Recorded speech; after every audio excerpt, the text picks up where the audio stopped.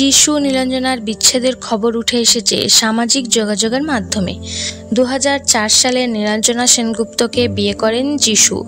যিশু নীলাঞ্জনার 20 বছরের দাম্পত্য জীবন পার করেছেন। যিশু নীলাঞ্জনা টেলিপাড়ার একটি অন্যতম পারফেক্ট কাপল, কিন্তু তাদের বিচ্ছেদের খবরে প্রচণ্ড মন খারাপ তাদের ভক্তদের। হসপিটালে ভর্তি ছিলেন নীলাঞ্জনা। পরে জানা গিয়েছে নার্ভাস ব্রেকডাউনের জন্য এমন হয়েছে। ওর সামনে আসে ডিভোর্সের চর্চা। আর নামের পাশে যিশুর পদবি মুছে ফেললেন এবং প্রোফাইল থেকে যিশুর সমস্ত ছবি ডিলিট করে ফেলে। সম্প্রতি মাকে হারান তিনি। স্বামীর সাথেও বিচ্ছেদের গুঞ্জন।